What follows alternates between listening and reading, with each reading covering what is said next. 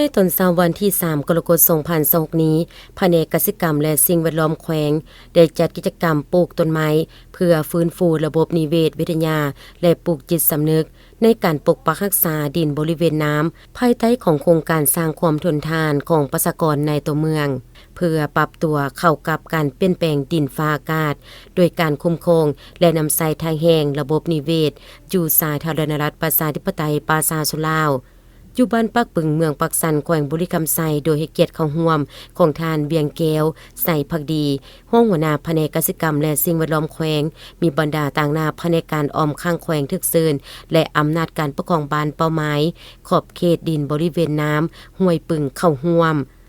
จุดประสงค์ในการจัดกิจกรรมปลูกต้นไม้ในครั้งนี้ภายใต้ของโครงการสร้างความทนทานคุ้มครองและนำใส่ทายแห่งระบบนิเวศอยู่สาธารณรัฐประชาธิปไตยปาซาสุลาวโดยเฉพาะผู้ที่มีดินติดกับขอบเขตดินบริเวณน้ำห้วยปึงสำหรับเบี้ยไม้ที่นำมาปลูกในครั้งนี้มีทั้งหมด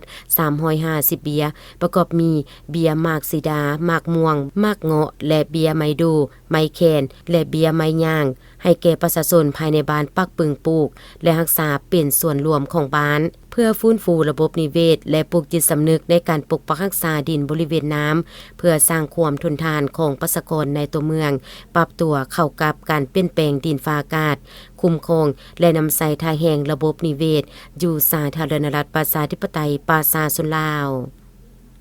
ไปดีมื้อนี้เป็นมื้อนึงที่มีความหมายความสำคัญทางโครงการหรือบ้าน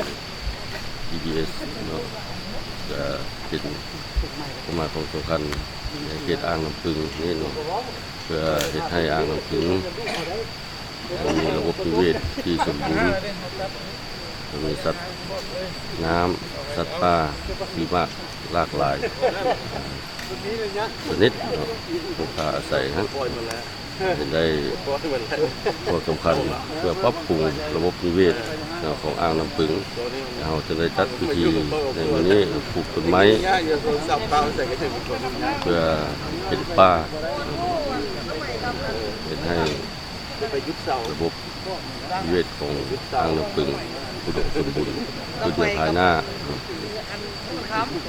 ในระยะผ่านมาภาครัฐพรรคและรัฐของเราก็เป็นได้ความหมายความสำคัญเอายึดเอาน้ำผึ้งเป็นแหล่งที่ภูเขาโอปาของประชาชน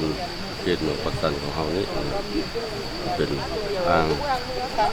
น้ำเพื่อฟื้นฟูเพื่ออนุรักษ์สิ่งแวดล้อมของอ่างให้ประชาชนมีน้ำใช้เข้าในการผลิตกิจกรรมปลูกฝังเลี้ยงสัตว์ในต่อหน้า